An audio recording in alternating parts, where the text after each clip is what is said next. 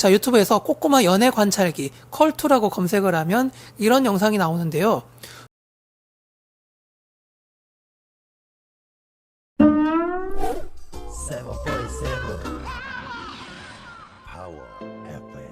두시 탈출 컬트쇼에는 굉장히 재밌는 사연들이 많이 올라오는데 아이들이 복원 시간이 기다려질 수 있도록 가끔씩은 여기에 나온 사연을 사용하는 것도 방법일 것 같습니다.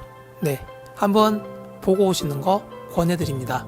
자, 연애 사랑과 이성 교제에 대해서 이제 설명을 하는데요. 초등학교 고학년 시기, 청소년 시기가 되면 사랑과 우정의 명확한 구분이 없는, 그리고 흔히 이성에 대한 관심이 생긴다고 하지만 동성에 대한 관심도 생각보다 크게 생기는 시기입니다. 그리고 반발심이 커지고 반항과 허세가 커지는 시기라고 볼 수 있고요. 이것들은 학교 성교육, 대중매체, 인터넷, 또래 집단 등의 영향을 받는다고 볼 수 있습니다. 자, 그렇게 해서 아이들은 이성교제를 왜 하는지 물어보면 좋으니까요. 이성에 관심이 생겼어요. 뭔가 멋있어 보이잖아요. 주위에서 다 하니까요. 자, 순수한 관심으로 하는 애들도 있고, 또는 지위가 상승하는 것처럼 과시하기 위한 수단으로 하는 애들도 있고, 난 더 이상 솔로가 아니라는, 즉 모솔 탈출의 사명을 완수하기 위해서, 혹은 주위에서 다 하기 때문에 나도 해야 되겠다 라는 반응으로 여러 가지 이유로 연애를 시작하게 되는데, 자, 여기에 주목을 해볼 필요가 있는 것 같아요. 주위에서 다 하니까 나도 동참해야 할 듯 해서. 자, 프랑스 철학자 자크 락강은 이렇게 이야기했습니다. 우리는 타자의 욕망을 욕망한다. 나한테서 떠오른 욕망이 진짜 나의 욕망이 아니라 어쩌면 다른 사람에게서 복사되어 가지고 온 욕망일 수 있다는 것이지요. 네, 그렇게 하는 모습을 보니까 다른 애가 무언가를 사니까 나도 사고 싶다. 자, 이런 느낌이 드는 것과 비슷하다고 할 수 있겠죠. 자, 그래서 저희 학교에 한 학생이 이런 질문을 했습니다. 요즘 제 주변에 좋아하고 사귀고 다 난리를 치던데 사춘기가 와서 그러는 것일까요? 진짜 너무 꼴보기 싫습니다. 네, 그렇게 생각할 수도 있죠. 네, 그런 느낌이 들 수도 있죠. 하지만 이런 느낌이 든다고 해서 이 학생이 비정상이다. 네, 그런 거는 아니라고 이야기를 해줬고요. 두 번째로, 사춘기가 되면 이성의 눈을 뜬다는데 저는 우리 반 남자애들이 전부 꼴뚜기로 보여요. 심각한 건가요? 자, 이 학생이 지금은 졸업을 했는데 얼마 전에 저를 찾아와서 이야기를 하기로 오히려 남학생들보다 쇼컷을 한 여학생을 볼 때 더 설렌다, 이런 이야기를 하더라고요. 네, 이성의 눈을 뜨는 것도 맞지만 오히려 동성의 눈을 뜨기도 한다, 이렇게도 해석을 할 수 있을 것 같습니다. 이성교제에 대해서 수업을 할 때는 자칫 아이들이 오해하지 않도록 주의를 해야 될 것 같습니다. 즉, 교사가 이성교제를 권한다, 네, 이런 인상을 받지 않도록 주의를 할 필요가 있는데요. 권하는 건 아니지만 하겠다면 어느 방향이 바람직한지 알려줄 필요는 있어 보입니다. 개인적으로는 단점이 있는지는 잘 모르겠습니다. 10년 전쯤에 어느 학교 교장 선생님은 그 학교에 커플들이 있는지 전수조사를 해서 학교에서는 절대로 연애 행위 하면 안 된다. 사람 일이란 어떻게 될지 모르기 때문에 가급적 사귀는 것은 어른이 되어서 하기를 강조했다고 하는데, 저는 이렇게 생각해요. 자, 제가 만약에 하와이라는 곳이 얼마나 아름다운 곳인지 이야기를 들려줘도 하와이에 갈 사람이 몇이나 되겠습니까? 네, 너무 큰 걱정을 하는 것 아닌가, 네, 이런 느낌도 드는데요. 자, 우선 장점으로는 행복감, 이성에 대해서 알게 되고 사회적으로 용인된 성 역할 학습, 자신에 대해서 알게 되고 자기개발? 네, 이것도 이야기를 해볼게요. 단점으로는 부모님의 경제적 부담, 선을 넘을 우려가 있다. 네, 이렇게 생각을 해볼 수 있을 것 같습니다. 자, 자기개발이라고 이렇게 나와 있는데, 제가 학생들보다 먼저 살아온 인생의 선배로서 빅터 프랭클의 말이 굉장히 공감이 가서 보여줬습니다. 사랑이 사람을 눈멀게 한다라는 주장은 옳지 않습니다. 도리어 사랑은 비로소 눈을 뜨게 하고 심지어 미래를 보게 합니다. 심리의 발견, 빅터 프랭클. 자, 건전한 교제, 즉 내가 원하는 대로 상대방을 만들어가는 게 아니라 서로 소통을 해가면서 상대가 원하는 것이 무엇인지 알아가려고 노력을 할 때 사랑이 사람을 눈멀게 한다기보다는 눈뜨게 하는 것이겠죠. 그리하여 지금 심지어는 미래를 보게 할 수도 있는 것 같습니다. 자, 미켈란젤로 현상이라는 말이 있는데요. 이것은 두 사람이 연애를 하면서 상대방에 의해서 바뀌는 현상을 말합니다. 미켈란젤로는 이렇게 말했습니다. 조각이란 돌 안에 원래부터 존재하고 있던 이상적인 형태가 밖으로 드러나도록 그것을 감싸고 있는 부분을 벗겨내는 것이다. 즉 각자에게는 이상적인 형태가 있을 것이고, 그렇다면 바람직한 사랑의 모습은 그걸 이루도록 존중하고 지지하는 것이 될 수 있겠죠. 각자가 꽃이라면 피어나게 해주는 것과 같다고 할 수 있습니다. 자, 저 사람과 같이 있으니 내가 드디어 내 삶을 사는 것 같다. 내가 드디어 피어날 것 같다. 네, 주인공이 되는 듯한 느낌. 우리는 주인공이 되어보기도 해야 되겠고, 또 주인공을 만들어 보기도 해야 되겠지요. 자, 활동지를 보고 계신데요. 자, 그 다음 활동으로 어떤 사람과 이성교제를 하고 싶은지 생각을 해보는 시간을 만들어 보려고 했는데, 자, 어떻게 하면 좀 더 재밌게 할 수 있을까 고민을 하면서 배움열기에 나왔던 그 꼬꼬마 커플이 깨진 상황으로 가정을 해서, 우리는 훈수 듣는 거 좋아하잖아요. 네, 그래서 이 깨진 커플 중에 하나가 학생에게 와서 조언을 구하는 형식으로 활동을 구성해 봤습니다. 거리를 둔 상황에서 좀 더 객관적인 사고가 가능해지기 때문에 의미가 있을 것이라고 생각을 했고요. 3가지를 포함하도록 했습니다. 첫째는 어떤 상대가 이상적인지, 왜 그렇게 생각하는지, 추천할 만한 데이트 활동, 이 스킨십 포함이라고 되어 있는데요. 스킨십을 한다면 어느 정도까지 할 수 있는지 그 선을 정해보게 하였습니다. 자, 활동지를 보고 계신데요. 자, 이런 수업은 음악을 틀어주면 좋을 것 같다라는 생각이 들었는데, 처음에는 더 크랜베리스의 Ode to My Family라는 굉장히 유명한 노래 있잖아요. 그 두 사람이 눈 맞으면 항상 흘러나오는 그 음악인데, 이 음악을 틀어줬더니 애들이 다 웃어서 안 되겠더라고요. 그래서 차라리 나중에 많이 접하게 될 라흐마니노프의 파가니니 주제에 의한 랩소디, 작품 번호 43, 변주 18번 곡을 들려줬습니다. 선생님들 한 번씩은 들어봤을 것 같습니다. 자, 7번째 차신데요. 선생님들이 유튜브에서 우리들의 학과 피로라고 검색을 하시면 바카스 광고가 나옵니다. 자, 재밌게 잘 만든 광고인데요. 한번 보면 정말 속이 시원합니다. 즉 팩폭을 날리기 때문인데요. 아이들 또한 참 속 시원하게 잘 만든 광고다, 재밌는 광고다, 이렇게 이야기를 합니다. 자, 그런데 우리는 팩폭에 대해서는 좀 생각해 볼 필요가 있습니다. 기분이 태도가 되면 안 되죠. 자, 팩폭이 관계에 미치는 영향을 생각해 보겠고요. 팩폭을 들었던 경험, 팩폭을 했던 경험을 포스트잇에 써서 앞에 붙이게 했고, 앞에 나온 것들 타골력을 사정해 보게 했습니다. 네, 이런 거 있잖아요. 우리 보건 선생님들은 다 아실 이 안면 통증 단계 척도, 요거를 사용해 봤습니다. 자, 그 다음에 보여준 영상은 KCC 건설 스위튼 광고인데, 많은 선생님들이 이거 보셨을 것 같습니다. 우리는 누구에게 화를 내는지 생각해보는 시간을 갖겠습니다. 자, 기분이 태도가 되면 안 되겠죠. 많은 경우에 있어서 사람은 화낼 만한 상황에 화를 내는 것이 아니라 화낼 만한 사람에게 화를 낸다고 합니다. 우리는 때때로 분노나 화와 같은 감정이 끌어오르는 것을 느끼곤 하는데요. 이 감정이 밖으로 자주 표출되면 자신과 타인에게 깊은 상처를 남길 수 있습니다. 하지만 성인 군자가 아닌 이상 정도의 차이만 있을 뿐 욱하지 않는 사람은 없습니다. 네, 이런 행동이 문제가 된다는 것은 알고 있지만 쉽사리 자제가 되지 않기 때문에 반복하는 사람들도 많을 것이고요. 자, 예의나 격식을 차려야 하는 장소에서는 우리는 화내지 않습니다. 네, 근데 예의나 격식을 차리지 않아도 되는 사람에게는 화를 내죠. 정말 중요한 자리에서는 화가 나고 속이 상하다고 해서 필터링하지 않고 머릿속에 있는 말을 그대로 내뱉을 수는 없습니다. 그렇게 하는 사람도 없겠죠. 회사 최고 임원 앞에서 그럴 수도 없고 앞으로도 그럴 일은 없을 것입니다. 자, 그렇다면 우리는 이렇게 이야기할 수 있겠죠. 욱하는 태도는 상대를 봐가면서 취하는 태도다. 네. 그리고 이러한 행동은 스스로 통제를 할 수 있는 문제였다는 것. 마동석 옆에서는 분노 조절 장애가 있는 사람도 깨끗하게 치유가 된다는 우스갯소리도 있잖아요.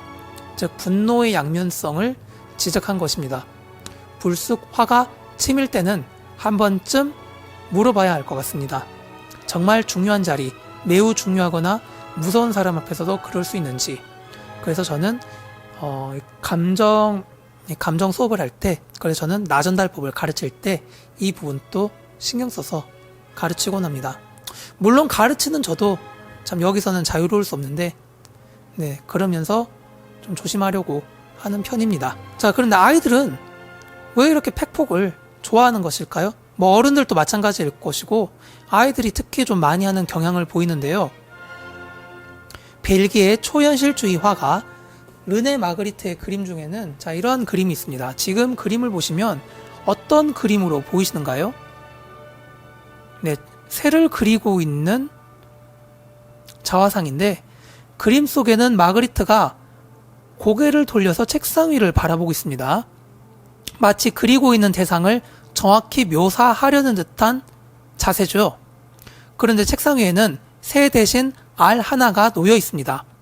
알을 보고 새를 그리는 그것이 마그리트는 통찰력이라고 보았던 것입니다. 전두엽은 청소년 시기부터 10년에 걸쳐서 크게 발달하는데 이 부위는 통찰력을 관장합니다. 자, 즉 뇌가 청소년기에는 아직 미숙하고 내 언행이 어떤 결과를 가지고 올지 사고하는 능력인 통찰력이 부족하기 때문에 팩폭을 자주 하는 경향이 있습니다. 또한 전두엽은 정서적인 폭발과 충동적인 행동을 억제하는 역할을 하는데 아직 미숙하기 때문에 억제가 잘 안 됩니다. 억제가 잘 안 되기 때문에 오토바이를 타고 술, 담배에 빠지면 쉽게 헤어나오질 못하는 것이지요. 자, 활동지인데요.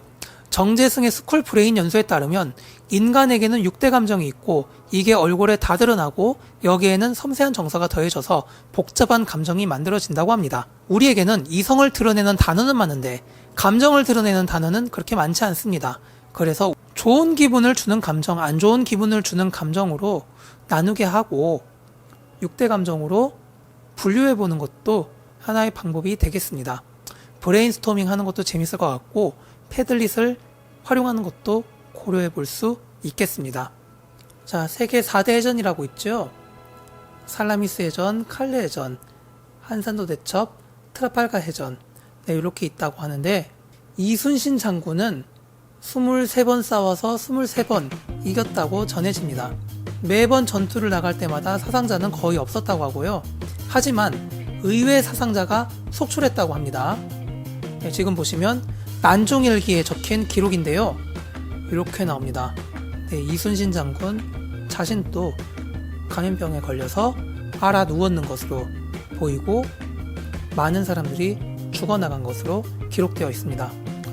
이 기간 동안에 1594년 수개월 동안에 조선수군 감염자가 3759명, 조선수군 사망자가 1904명, 5663명이 피해를 입었고 전체 병력 21,500명 중에 30%에 해당되는 수치입니다. 자, 보시면 뭉치면 감염병, 흩어지면 일본군이라고 나와 있는데요. 자, 휴식 없이 전투 태세를 늘 갖추고 있었어야 했기 때문에 심한 피로에 시달렸고 한산도는 섬 밖에서는 한산도 안이 안 보이고 한산도 안에서는 섬 밖이 훤히 보이는 전략적 요충지였습니다. 한산도 밖으로 나가면 안 됐었죠. 그리고 베라는 제한된 공간에서 밀집 생활을 했기 때문에 거리두기라는 것이 되지를 않았습니다. 즉 감염병 예방과 대응이라는 게 될 수가 없는 환경이었죠. 전염병을 막기 위해서는 병력의 분산과 격리가 필수적이었지만 당시 조선 수군은 언제 전투가 벌어질지 모르는 급박한 상황이었기 때문에 병력을 분산시킬 수도 없었던 노릇이었습니다. 최근에는 이런 일이 일어났죠. 최악으로 치닫는 청해부대, 전체 82%가 감염, 승조원 중 247명이 확진 판정을 받았습니다. 네, 지금도 일어나고 있는 것이죠. 백의 천사라고 불리는 나이팅게일이 150년 전에 유럽에서 일어난 전쟁에 참여했는데 총이나 부상으로 죽는 사람보다 너무 더러운 환경 속에서 전염병과 영양실조로 죽는 사람이 상당수라는 것이었습니다. 자, 그러면서 위생이 답이다. 1년 12달 동안 사람들이 무엇으로 죽어나간지 쉽게 설득하기 위해서 이런 그래프 자료를 제시했습니다. 최초의 빅데이터 분석가라고 하죠. 이 덕분에 지금은 감염병 예방에서 위생과 방역, 교육이 얼마나 중요한지 당연히 아는 시대에 살게 되었습니다. 네, 손은 일시적 오염균, 대부분의 감염의 원인이 되는 이 균들이 살고 있고 손쉽기로 제거가 가능하다고 하죠. 자, 이렇게 미생물 배양 실험과 손씻기 뷰박스 사진도 보여줬습니다. 옛날의 유럽 그림들을 보면 이렇게 머리를 길게 늘어뜨린 모습을 볼 수 있는데요. 자, 이 가발을 쓴 모양인데 어떠신가요? 고고한 기품이 느껴지시는가요? 자, 이러한 가발을 쓸 수밖에 없었던 사정이 있었습니다. 네, 유럽에 당시에 매독이 아주 심하게 퍼져서 매독의 부작용 중 하나가 탈모였고 이 탈모를 가리기 위해서 가발을 썼던 것입니다. 네, 지금 보시면 히틀러 사진이 나오는데 지배 계급에 있는 사람들, 프랑스의 왕, 영국의 왕, 그리고 유럽의 유명한 음악가 베토벤, 슈베르트, 슈만, 그리고 미술가인 고흐, 고갱, 마네. 히틀러의 광기가 매독 말기 신경 손상과 관련이 있다라는 분석도 존재합니다. 알렉산더 플레밍이 페니실린을 발견하기 전까지는 이러한 매독에 유럽 사람들이 공포에 떨었던 것이죠. 그래서 이런 가발은 매독을 감추기 위한 필수품이었고 또한 이러한 가발이 머릿일을 제거하는 데도 효과적이었는데 가발 장인들이 한 번씩 가발을 끓는 물에 삶아서 제거하는 서비스를 제공했기 때문이라고 합니다. 음주 예방 수업을 할 때 항상 아이들이 하는 질문이 있습니다. 왜 술은 금지하지 않는가? 네, 그렇게 몸에 해롭다면 금지를 할 법한데 왜 금지를 하지 않고 팔도록 내버려 두는 것인가? 술은 언제쯤 금지가 될 수 있는가? 그래서 저는 이 질문을 해결해 줬습니다. 네, 실제로 미국에서 1920년도에 금주법이 시행된 적이 있습니다. 어떻게 됐을까요? 네, 결과적으로는 실패했습니다. 자, 1921년도에 미국 내 알코올 판매량이 금주법 시행 이전의 3분의 2까지 도달을 했고요. 지금 그림을 보시면 불법 주류가 굉장히 활개를 쳤는데 술이 끊임없이 적발이 되고 적발된 술들은 이렇게 폐기 절차를 밟고 사람들은 술을 판매하게 달라는 금주법 폐기 시위를 진행했고요.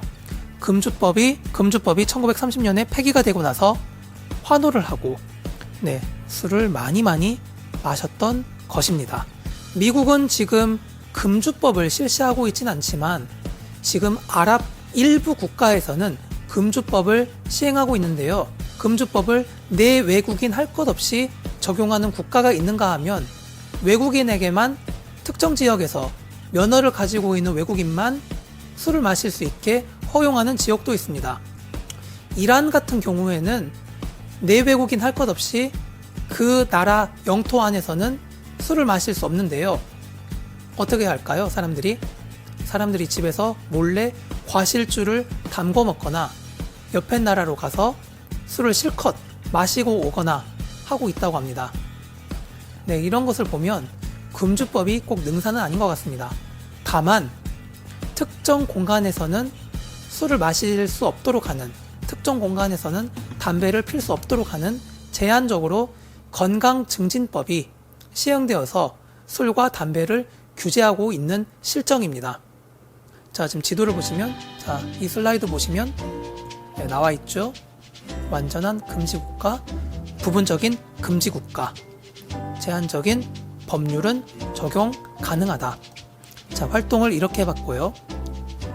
담배에는 경고 문구가 그려져 있는데 술에는 그려져 있지 않으니 학생 여러분들이 그려보는 건 어떨까? 네, 이건 초등학교에서 그린 것입니다. 자, 마지막 흡연 예방 수업입니다. 흡연의 유해성은 술보다 밝혀진 지가 그렇게 오래되지 않았습니다. 네, 연구 결과가 많지 않았던 탓도 있지만 담배 회사의 아주 공격적인 조직적인 방해가 한 몫을 했던 까닭입니다. 그래서 흡연의 폐해가 굉장히 컸고 흡연 예방의 역사는 생각보다 길지 않습니다. 오히려 옛날에는 흡연이 건강에 도움이 된다고 이렇게 선전을 했기 때문에 많은 사람들이 흡연에 대해서는 관대했죠. 마케팅도 한몫을 했고요. 이런 마케팅이 있었습니다. 네, 이런 광고 문구가 있었는데 한번 보도록 할게요. 엄마 혼내기 전에 말보로 한 대 피고 오시죠. 자, 이거는 담배 회사 입장에서는 정말 기가 막히게 잘 만든 광고 같습니다. 사람들에게는 악마 같은 광고겠지만요. 흡연 효과에 대한 과학적인 근거, 이게 5년 전 모습이라는 게 믿기시나요? 럭키를 피세요. 활동형 수업으로 이런 것을 해봤습니다. 지금 광고를 보시면 여러 가지가 나와요. 활동형 수업으로 이렇게 광고 문구들은 다 지웠고요. 담배 광고지 공익 광고로 다시 태어나다. 여러분들이 만든 공익 광고지는 예술 작품으로 팔리게 될 것입니다. 왜 이렇게 만들었는지 설명하고 그 가치를 어필해 보세요. 이렇게 활동용으로 만들었고 학생들에게 수행을 하게 했습니다. 자, 저의 연수는 여기까지고요. 10차시 분량의 활동지를 선생님들께 보여드렸습니다. 긴 시간 들어주셔서 정말 감사합니다. 언젠가 기회가 된다면 오프라인으로도 만나뵐 수 있었으면 좋겠습니다. 감사합니다.